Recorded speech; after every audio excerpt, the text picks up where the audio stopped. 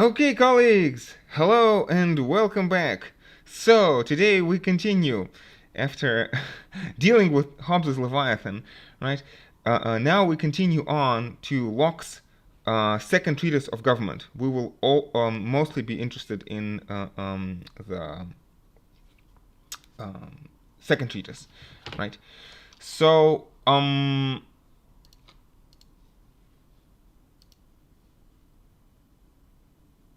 okay. So there's a short quote preceding this whole discussion, and the short quote is basically to the effect that, sorry, so this is from the first treatise. We don't need the first treatise, but this is one quote that we need from the first treatise, and this quote in many ways will set the scene. Will set the scene for the rest to follow, right? So Locke begins by saying that God has not left one man to the mercy of another, so that he may starve him if he please. So God has not left one man to the mercy of another, that he may starve him if he please. So God has not left us, at one another's mercy, right? Of another.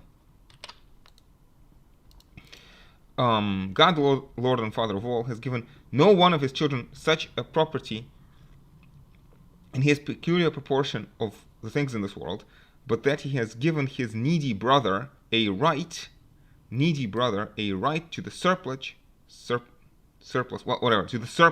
of his goods.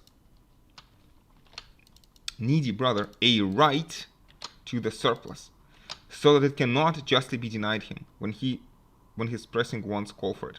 And therefore no man could ever have a just power over the life of another by right of property in land or possession. No man could ever have a just power over the life of another by right of property in land or possession. So basically he's outlawing serfdom. And also let's ask this: is he also outlawing capitalism by extension, implicitly? Or at least forms of capitalism, right? Outlawing forms of capitalism, which Marx would say are essential to capitalism. Locke says, it will always be a sin in any man of a state to let his brother perish for want of affording him relief out of his plenty. Justice gives every man to the title of the product of his honest industry and fair acquisition of ancestors that descended to him. People read this quote, and they read this very carefully, right? People understand that Locke is talking about this, justice and acquisition. People think Locke is a liberal, Locke is a capitalist. So Locke is a liberal capitalist. But then we proceed, because this is not the full story. And this is the portion, I'm afraid, most people who think about Locke do not read and do not understand, right? Because what Locke says later is that charity gives a right. So this is Locke as a communist, let's say as a Christian communist. Okay? Bold statements, I know. But let's just read what Locke says. Charity gives every man a title to so much out of another's plenty as will keep him from extreme want where he has no means to subsist otherwise. So again, Locke, and this is my big problem with Kant and Locke. And my problem with them is that if they are right, then you and me, we should stop listening to this reading of the text right now. We should stop listening and go fight against injustice in the world. This is the only conclusion. Like, if you don't do this and you consider yourself a Lockean, you're a hypocrite. I think this follows very clearly from the reading of this text. And the problem with this is not that, we should stop being hypocrites. No, the problem is that this is not a realistic political perspective. And I don't think that Kant or Locke themselves followed these kinds of precepts, right? So So it's like, were themselves hypocrites.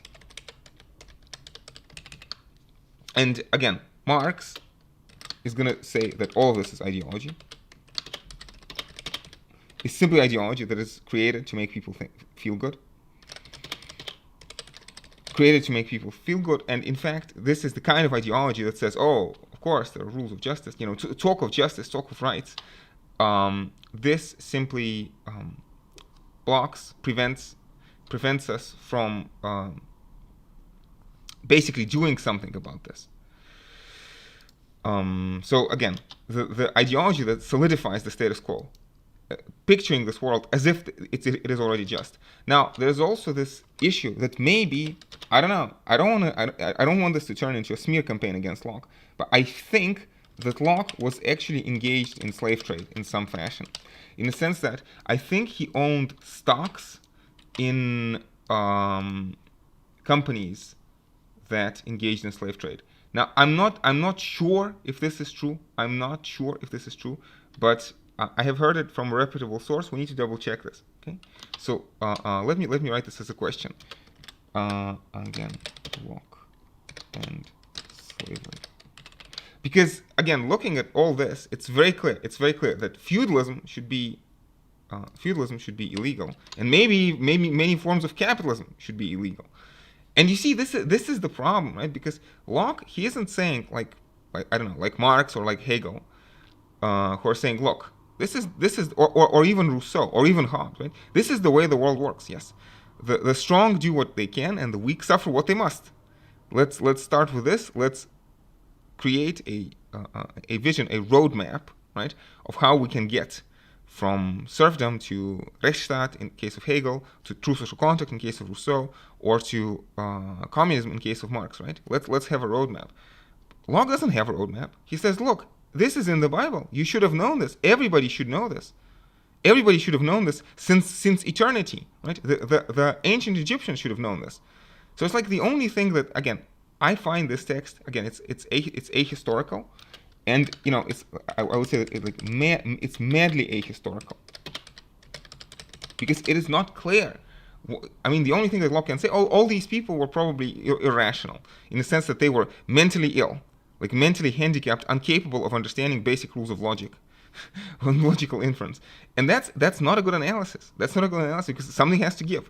Either all people are mad, or maybe Locke is wrong. Okay, and you know which one I choose. Okay, I don't mean to be so antagonistic from the very beginning, right? I don't mean to be so antagonistic, but the reason I begin with this quotation is because this is a quotation from the first treatise. We're going to move over to the second treatise. I thought I'd get first treatise out of the way, but I want to signal some problems from the very beginning, and we're going to continue. I mean, it's not like this is going to end. We're going to continue looking at very similar passages in second treatise as well.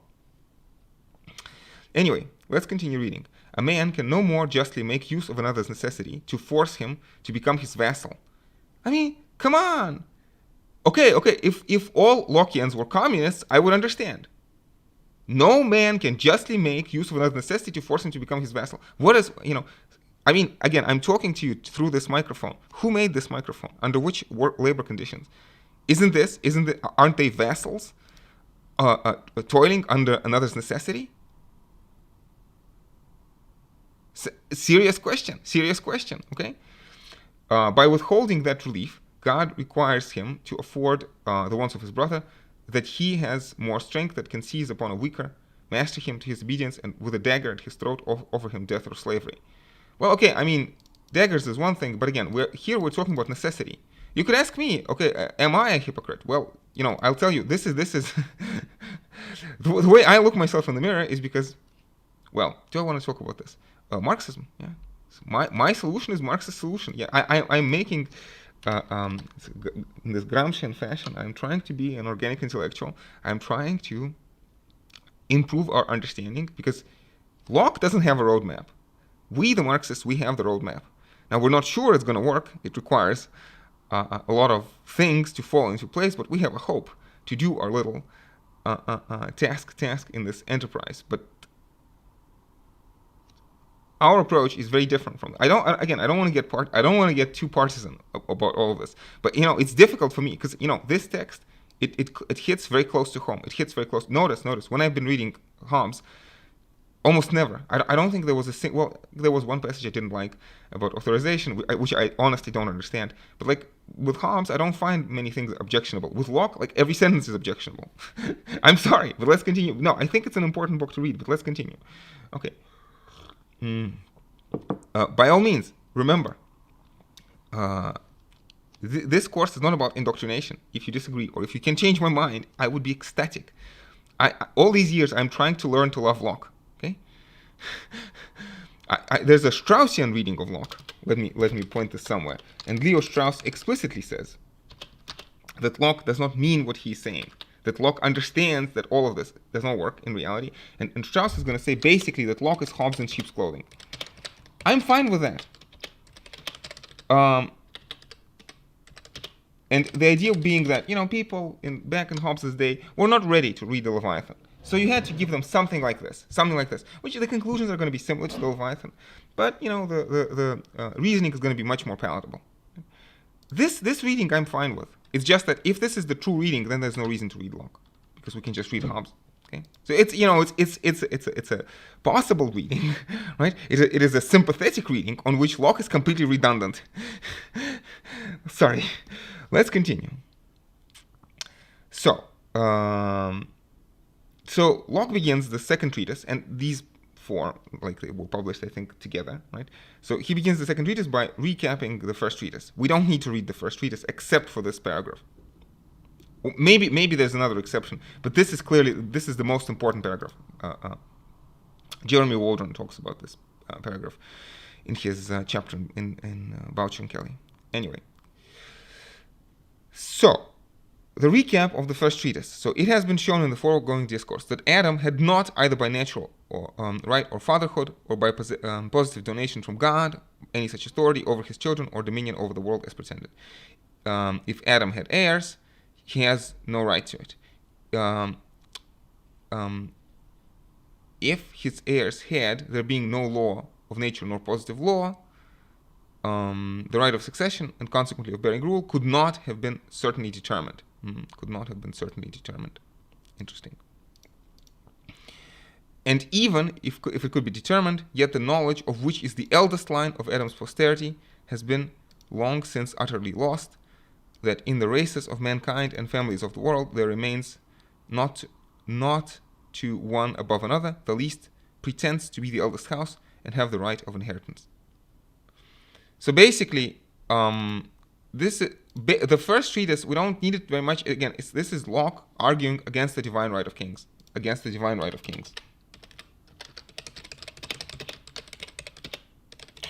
Now, I'm sorry, I keep bashing Locke, but his attack on the divine right of kings, of course, is solid.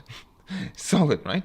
Because, first of all, he says, no, if you read the Bible very carefully, Adam does not have any natural, there is no such thing as, right of fatherhood, which entitles you to despotic dominion over your children. And also he says, no, it's very clear that God does not give this kind of right to Adam. And then he says that with regarding, like, even if somehow the Bible got corrupted and there was a passage that talked about this donation to Adam, right? Even if this were the case, there is no law of nature nor positive law of God that determines which is the right heir in all cases that may arise. There is no right of succession, and very importantly, so we cannot determine who are the legitimate heirs of Adam. And even if you say, okay, it has to be the eldest line, well, it's utterly lost. We have no idea. When we're going to read Rousseau says that he will not make use of the divine right of kings. He will not avail himself of the divine right of kings, because who knows? Maybe if we stock up with take stock of all the genetic lines, Rousseau says maybe it will turn out that I, Jean-Jacques Rousseau, is the heir of King Adam or Emperor Noah, and therefore the emperor of the known universe. Right? Well, I mean emperor of the world. This is, of course, a ridiculous line of argument. Anyway. So all these premises having, as I think, been clearly made out, it is impossible that the rulers now on earth should make any benefit or derive any shadow of authority from that which is held to be the fountain of all power, Adam's private dominion and paternal jurisdiction. Again, so Locke is arguing against this.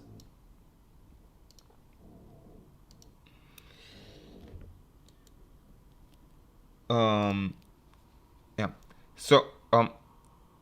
So that he will not give just occasion to think that all government in the world is the product only of force and violence, and that men live together by no other rules by that of the beasts, where the strongest carries it.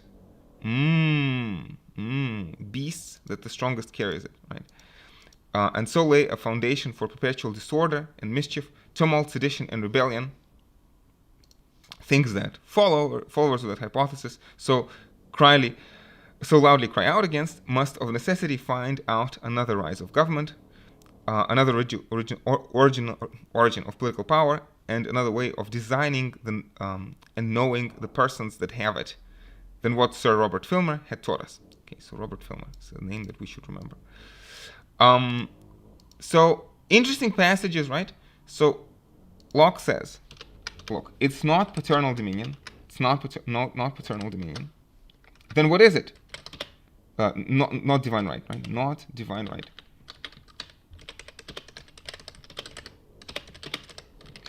And Filmer says, then it would have to be force and violence and law of the beasts.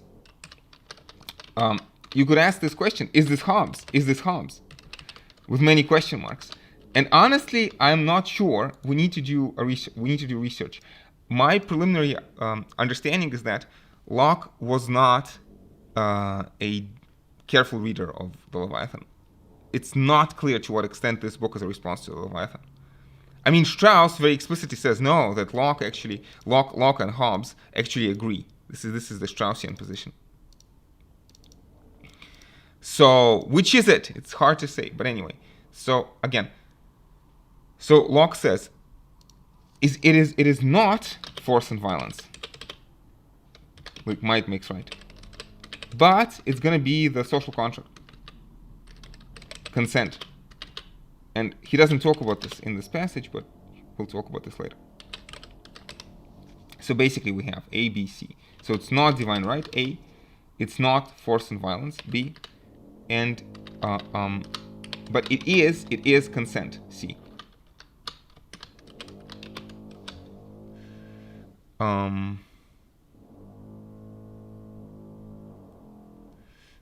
Yeah. Notice he also says that things that the followers of that hypothesis so loudly cry out against. I wonder who is he talking about here. Anyway, let's continue. It's not less important. To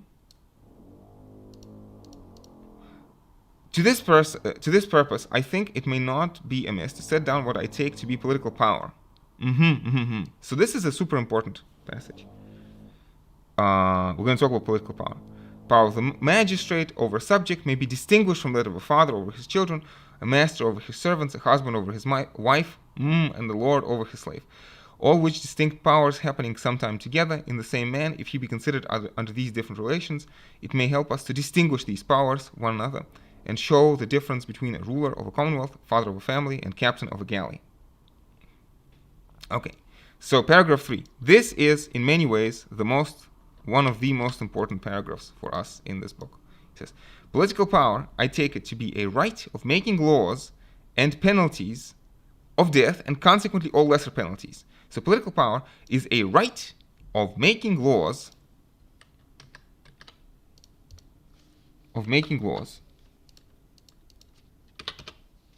with penalties of death and consequently all other penalties. For what? For the regulating and preserving of property, and of employing the force of the community in the execution of such laws, and in the defense of the commonwealth from foreign injury, and all of this only for the public good. So this is super important. Again, this is what he is going to talk about. Okay, how political power is a right of making laws with penalties, whatever they may be, of death or lesser penalties, right? For the regulation and preserving of property, and employing the force of the community in execution of such laws, and in the defense of Commonwealth from foreigners, and all this only for the public good. Okay. I hope this is hopefully clear. This is, again, super important in many ways. Let me maybe do it this way. Yeah. So then we proceed. So this is going to be our social contract. So chapter 4, so paragraph 4 is going to talk about the state of nature. It says, to understand political power, right, and derive it from its original, we must consider what state all men are naturally in. So again, if this was the social contract, this is the state of nature.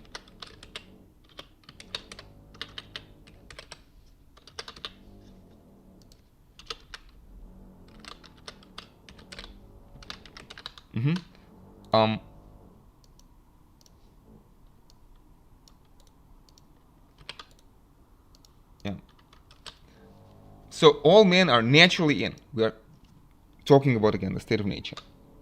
This is a state of perfect freedom to order their actions and dispose of their possessions and person as they think fit.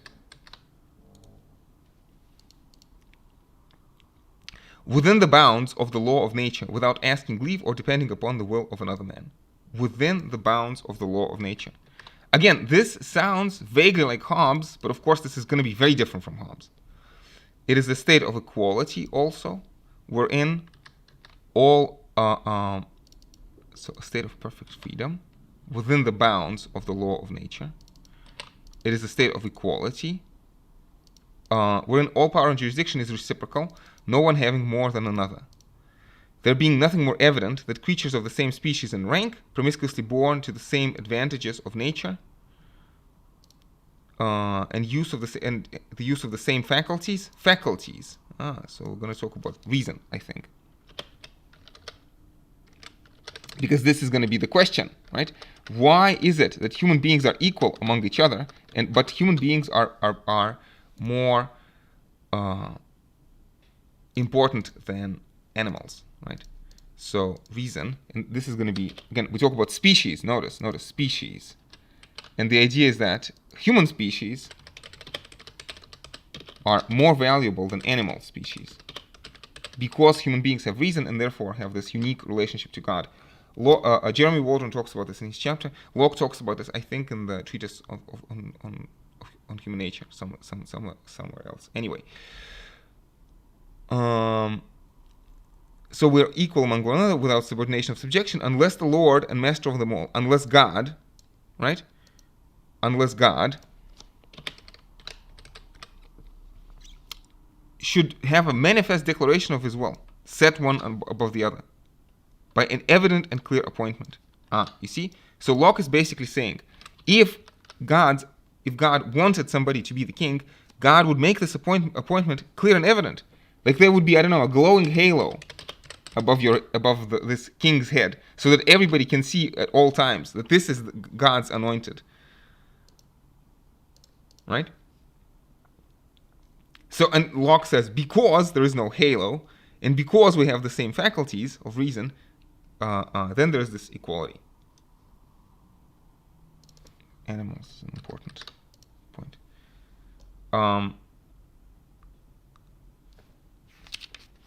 Okay, so we can skip this. This is Locke referring to Robert Hooker, who is a Thomist. So most of this is taken from Thomas Aquinas, honestly. So Hooker is again scholar of Thomas Aquinas, and this is Thomas Aquinas' school of natural law. And you all know what I think about Thomas Aquinas' natural law. Well, again, it's not like I'm against this. It's just that it's archaic and it doesn't work in 2020. Because if it did work, then the UN Charter would be based on it. The whole appeal of the natural law is that the proof is in the pudding. if there's a natural law, people should be able to discover it by reason, enshrine it in the constitutions, enshrine it in the Charter of the United Nations, and follow it. So in this sense, the fact that we're not living in perpetual peace is a enough demonstration of is enough of a falsification of doctrines of Aquinas, Hooker, and therefore of Locke. Let me signal this: real world.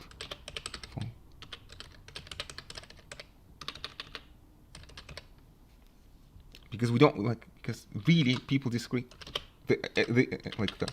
I keep talking about this. The United Nations disagree vehemently on so many things. Think of them. All the conflicts over the years and border disputes, and the only reason why people have stopped, why major powers stopped going to completely destructive wars is probably nuclear weapons, which has nothing to do with the law of nature, but effective deterrence, right? Again, Hobbes, not Locke.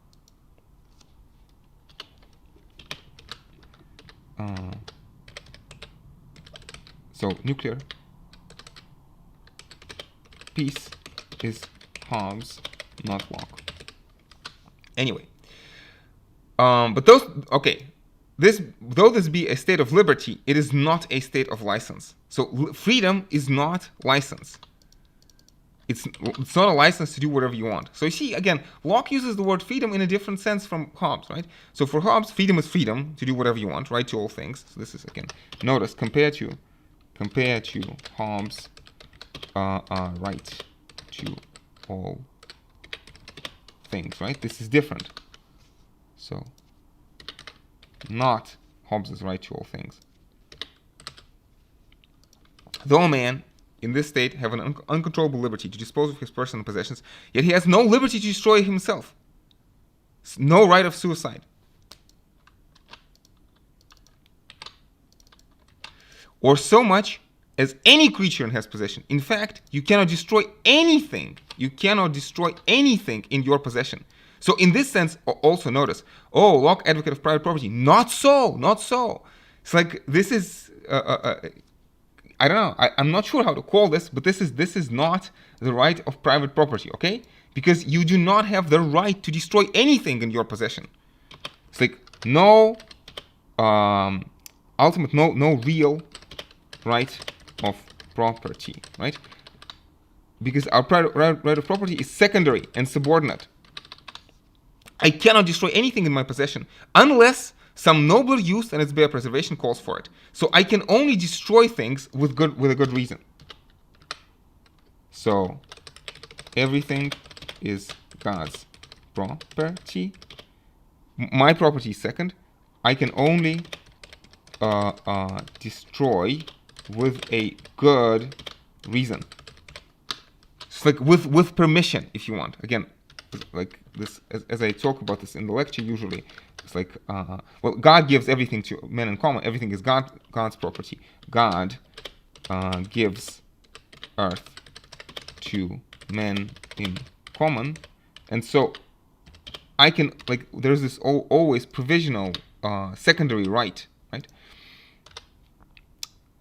So again, permission, or if you want, tacit consent of whom? Of God and of fellow human beings. So, I can only dispose of my property with tacit permission with everyone else, And if I buy a CD recorder, this is strange. Anyway, if I buy a laptop, I go into my house and I smash it against the floor, I am a sinner against God. I am a sinner against God. And I'm not supposed to do this, and people can stop me because God gives earth to men in common. Or it's like, if I torture animals or if I burn furniture for fun, I'm not supposed to do this. This is not a good reason. There needs to be a nobler use than bare preservation. This is a very important phrase. This is, by the way, incidentally, how you can punish criminals. This is how you can execute criminals, because executing a criminal is a nobler use than the bare preservation of criminal's body, if you want. So the state of nature has a law of nature to govern it. What is the law of nature? Which obliges everyone. So in an important sense, look at this. Obligations are more important than freedom. So it's like obligation before freedom, right? So duties before rights, not like Hobbes.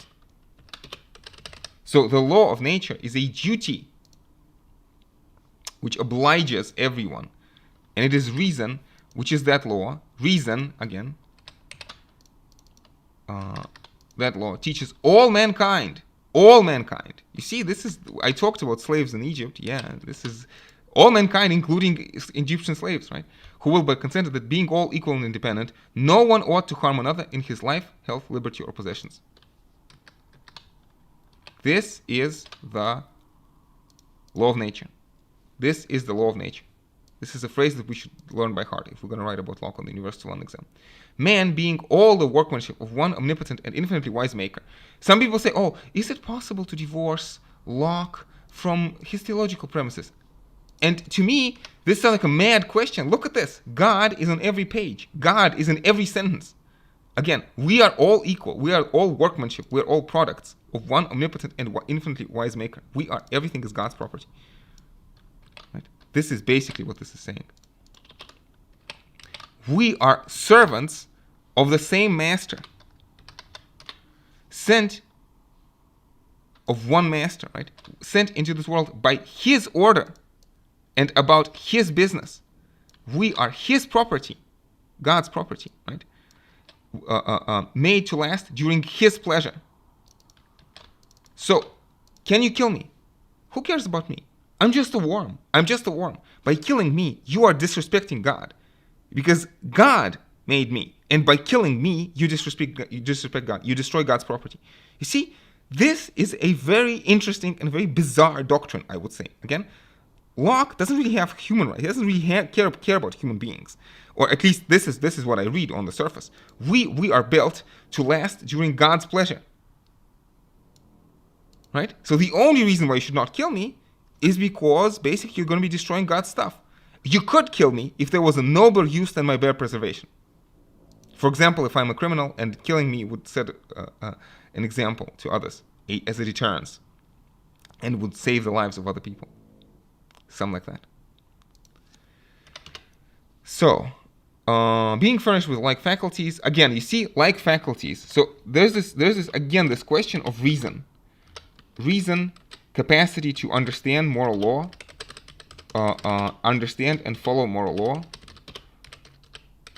And this is why some scholars have actually asked, could it be that if you are uneducated, or if you have sort of you have differential capacity for reason, if I have less reason as a human being, can I be subordinate if I have less reason?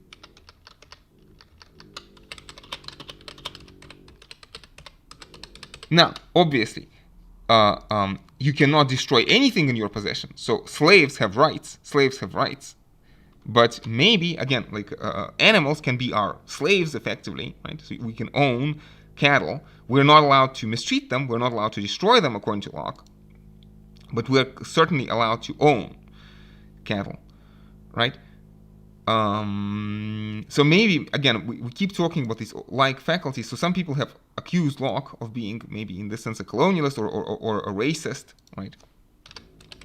So racism, classism, sexism, right?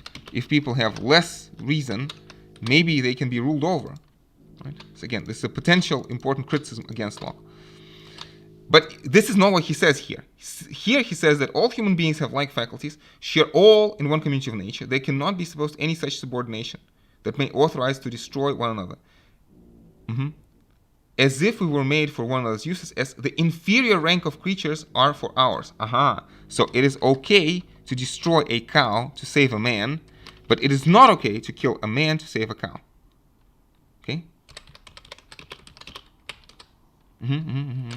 And again, the reason, look this up in Jeremy Waldron's chapter. Jeremy Waldron talks about this. I think the reference is to the second treatise. If I can find this quickly, let me try to find this. So yeah, this is Essay Concerning Human Understanding. Essay Concerning Human Understanding. This is the reference that Waldron gives us. So, Essay Concerning Human Understanding. Maybe I can even find a year publication. Yeah, this is 1690. So this is where Locke sets out this idea that humans have this unique relationship to God because of this, again, because of this idea that we have reason to understand and follow the moral law.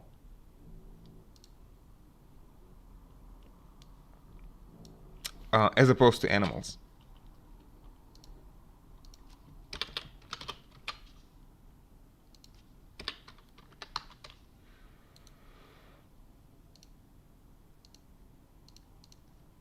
Okay, so everyone, as he is bound to preserve himself, so everyone has a duty to preserve himself. A duty to preserve ourselves, and not to quit his station willfully, by the like reason, when his own preservation comes not in competition.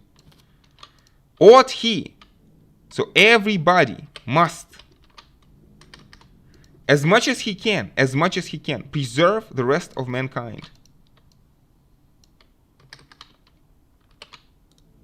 So this is what the law of nature tells us, and may not, unless it's to be to do justice to an offender, take away or impair the life or what tends to preservation of life, liberty, health, limb, or goods. So colleagues, Lockeans who are listening to this, if you believe in Locke, right now, you should get up and go try as much as you can to preserve the rest of mankind where your own preservation comes not in competition. And again, you see, I talked about this. I started the video with this by talking about chapter 42, and we see exactly the same thing right now in paragraph 6, of the second treatise. So this is up front. This is front and center. This is Locke, the supposed liberal. This is Locke, the supposed capitalist. I see in this in these statements, I see moral fundamentalism. And again, this idea that all human beings agree. So we are talking about this moral absolutism, and I would say it's absolute historical incredibility. Let me just ask one question. What about the 30 Years' War? Locke I think Locke was alive during the 30 Years' War. 30 Years' War. What about it? Did humans? Let me write this. Did humans lose their reason? It's too simplistic. Again, as a Rousseauian, as a Hegelian, as a Marxist, it's difficult for me to read this text and not criticize it every step of the way. It's not like the Hegelians, the Rousseauians, and the Marxists. It's not like we want human beings to be subjected. It's just that this is too simple. This is too easy. Saying that, by the light of reason, everybody knows that there's a God. Everybody knows that we ought to follow his law. This is too easy. And because it's too easy, it's unrealistic and it doesn't work, and it's bad because of that. Again, I understand that I'm being slightly maybe overzealous in this sort of. I apologize for letting my passions run high. But again, if you can provide some arguments against this, if you can tell me where my reading is wrong, if you can tell me why Locke is still relevant and to what extent, let's discuss this. I don't know. Maybe again, there's this Straussian reading of Locke, which is very different again. And I like Straussian reading of Locke, but on Straussian reading, all of this talk of God, this is just throwing dust in our eyes. This is rhetorical tricks to pacify our intuition. And again, if Strauss is right, there's no reason to read Locke. I don't know, but only maybe a historical value to this. Again, I think Leviathan is one of the greatest books of political philosophy. Everybody should read it. I would make, citizenship conditional upon reading and understanding Leviathan. This book, I think is painful to read. It's like if student wrote this as an essay to me, if this was a student's essay, I would not give them a very high grade. I would grill them, and so if this was a coursework, I'd say you should rewrite it because it's full of holes. No, I mean, let me pause here. If you grant Locke's assumptions, then everything's fine, right? If you believe in God and you forget that there was 30 years war, then everything's fine. But it's just that these assumptions are mad, I want to say. Maybe they appeal to Locke, but again, the only way I can explain this is this sort of parochial village-style attitude. Like in my village, everybody thinks this way. It's as if Locke has never been outside of his home city, to a foreign country. I don't know. Or has never read a history book. Never been outside. Never read a history book.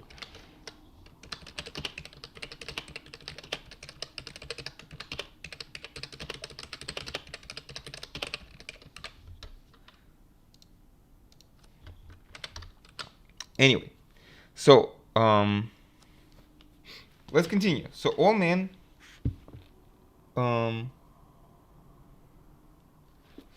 All men may be restrained from invading others' rights and from doing hurt to one another, and the law of nature be observed, which wills the peace and preservation of all mankind, and the execution, so we're going to talk about the executive power of the law of nature, the execution of the law of nature is in that state put into every man's hands. So every man in the state of nature has the right to execute the law of nature, right? And we cannot give this right, because notice, it's not a right, it's a duty, therefore we cannot give it up, so in society we will delegate it.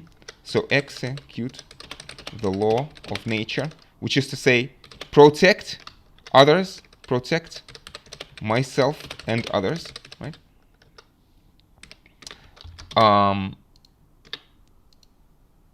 So execute the law of nature, protect myself and others.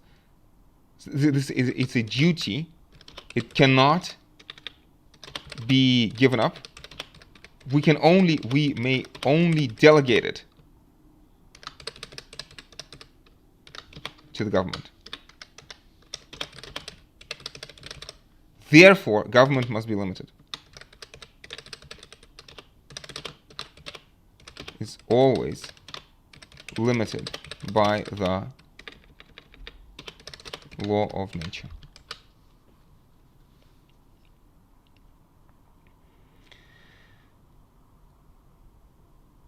Anyway, so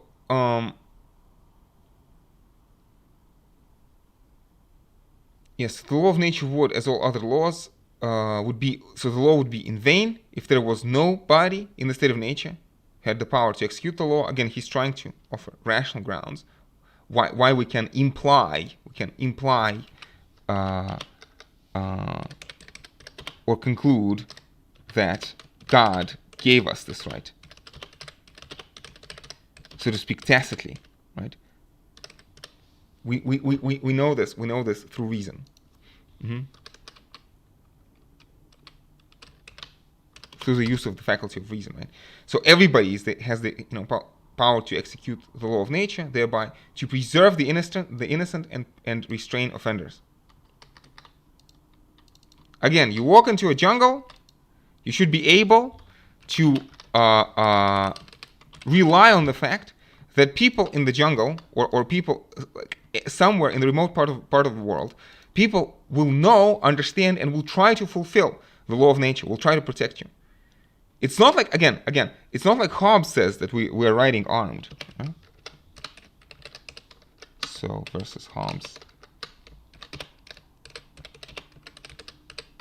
Why do people ride armed? Why do people lock the doors and chests?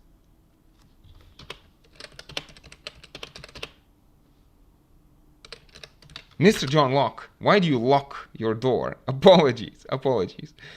And if anyone in the state of nature may punish another for any evil he has done, everyone may do so. For in the state of perfect equality, naturally no superiority. So, and thus, in the state of nature, one man comes by a power over another, but not absolute or arbitrary power to use a criminal. So we're talking about criminals, right? But not revenge, but only to retribute to him so far as calm reason and conscience will dictate. What is proportionate to his transgression, which may be served for reparation and restraint. So we may punish criminals. This is a very important right and very important political right. But you can only punish criminals for reparation and restraint. So reparation basically means compensation, and restraint basically means deterrence, prevention, right? So this is compensation.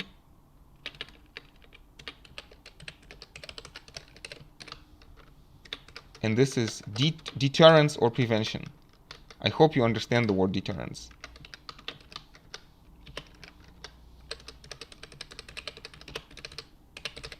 So obviously you cannot kill someone for compensation, but if the crime is heinous enough, if crime is horrible enough, you can kill them for deterrence. Well, so restraint is also not deterrence, but also quarantine.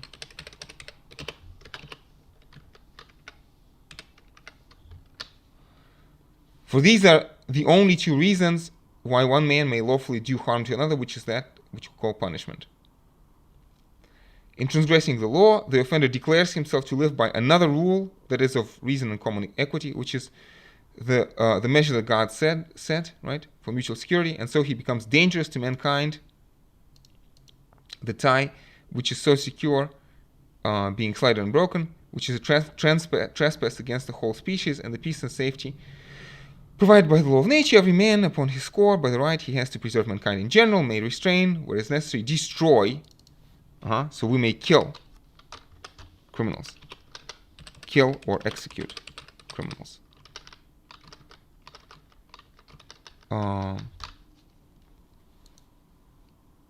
Of course, in situations where reparation, restraint, especially restraint, calls for this, calmly, so you can kill in self-defense, or you can kill because if the crime was heinous enough to deter, to prevent, to make it an ill bargain to the offender, as Locke will say.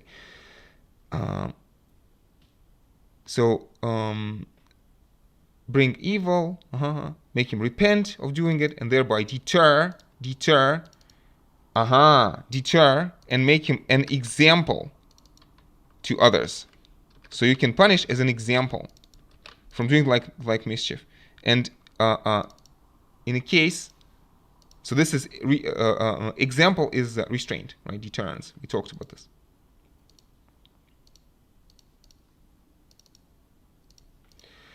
And in the case and upon this ground, every man has a right to punish the offender and be the executive or the executioner of the law of nature. Every man.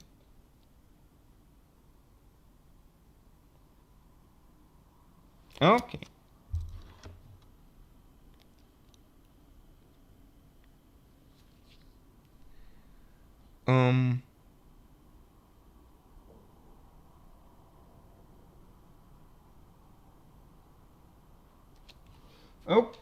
Okay.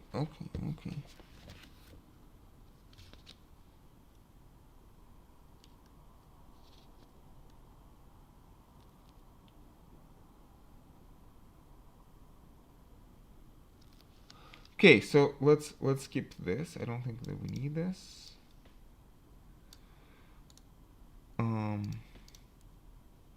So besides the crime which consists in violating the law, whereby a man so far becomes degenerate and noxious creatures, and declares himself to quit the principles of human nature and to be a noxious creature, common injury. Yeah, reparation. Okay. So this is less important. Yeah, so from these two distinct rights, the one punishing crime for restraint and preventing the like offense, which the right of punishment, the other reparation. So again, restraint and reparation, we're talking about the same thing.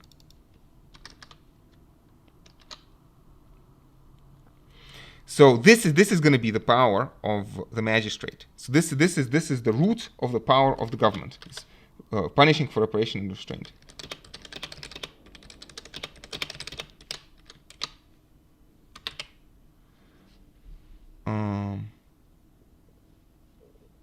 Yeah, so remit, self-preservation.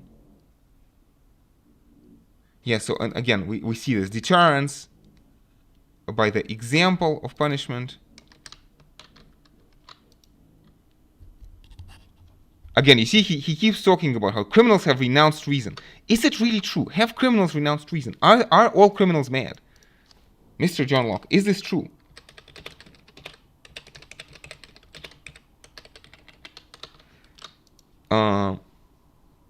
Again, declare war against mankind and therefore may be destroyed as a lion. So an offender can be destroyed as a lion or a tiger. Savage beasts with whom man can have neither society nor no society nor security.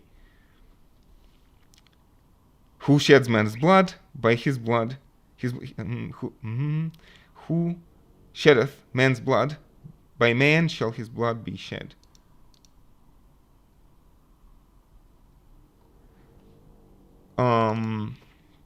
So here we talk about death penalty,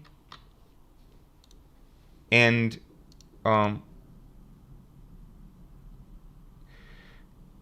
basically we're going to talk about deterrence. So Locke says that to a degree with so much severity as will suffice to make it an ill bargain to the offender. So you can punish people with death if this deters them, if this deters others from killing and therefore saves human lives. Again, notice, remember, we cannot destroy anything unless there's a noble use and it's bare preservation. To kill a criminal as an example to others, right? Who will therefore not commit crimes. I mean, the crime has to be heinous enough, right? So this isn't just killing anyone, right? As far as he says, calm reason and conscience will dictate. Calm reason and conscience will dictate.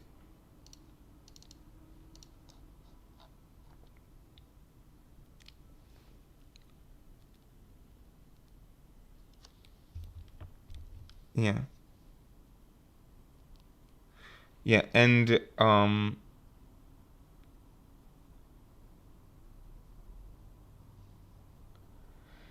yeah, and Locke says that the law of nature is easier than positive laws. It's plainer, right? He says reason is easier to understand than the fancies and intricate contrivances of man. Yeah.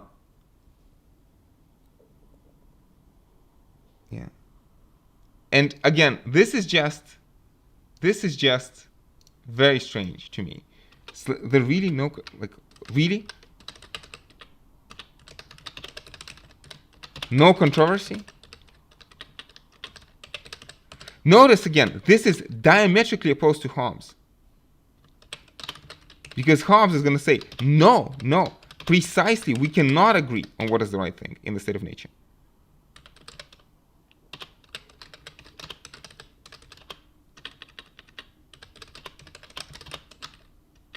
So it's very difficult to read Hobbes and Locke side by side because there's just so many contradictions. It's like, cannot both be right? On the surface, at least. Anyway, yeah.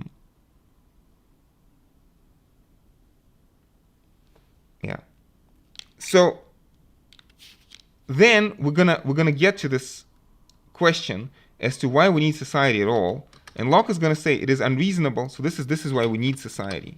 Need society. So everybody can execute and knows what the law of nature is, but in society it is more convenient. It is more convenient.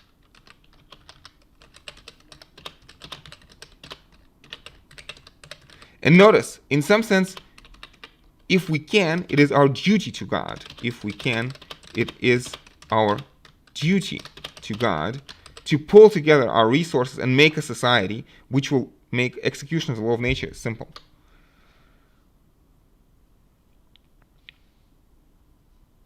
Again, and Locke talks about immediately. It's as if he backtracks, and this is the Straussian. This is the Straussian. This passage. This is the Straussian reading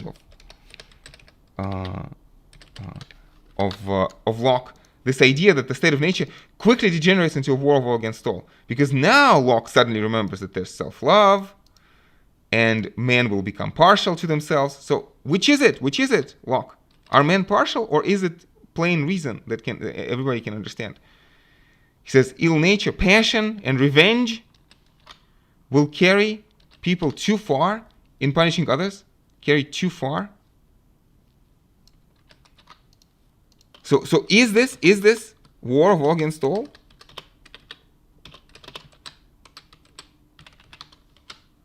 or inconveniences. And therefore God has certainly appointed government. God has certainly appointed government. See, again, I told you a second ago, duty. This is our duty to God, if we can, to make government, to restrain partiality and violence of men. So is this Hobbes maybe? Now, sounds more like Hobbes. Again, we should be aware. Again, this is the only way I can have a sympathetic reading of Locke, as a Hobbesian reading of Locke, right? I easily grant.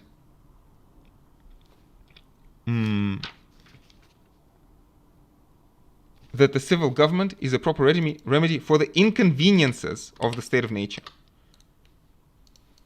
which must certainly be great when men may be judges in their own cases, since it's easy to be imagined that he who was so unjust okay,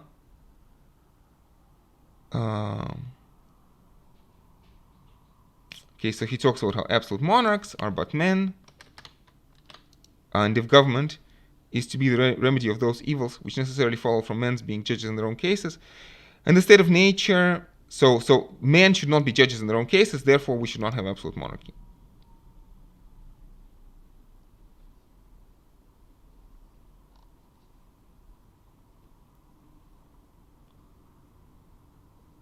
Again, and answerable to the rest of mankind.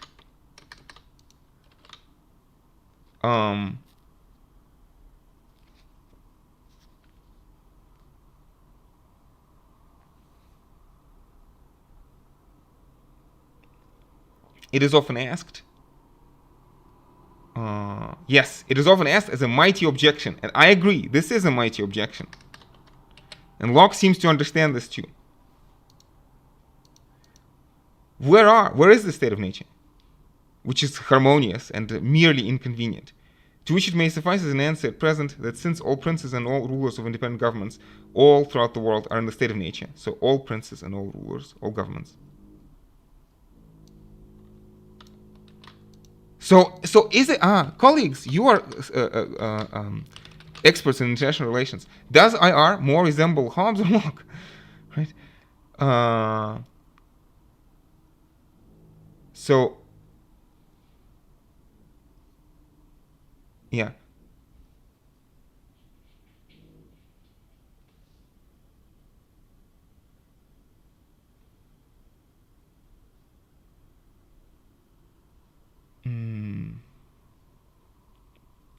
So the social contract is a contract of agreeing together to mutually enter into one community and make one body politic.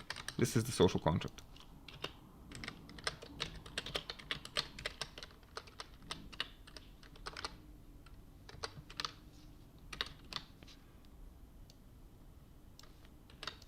Anyway.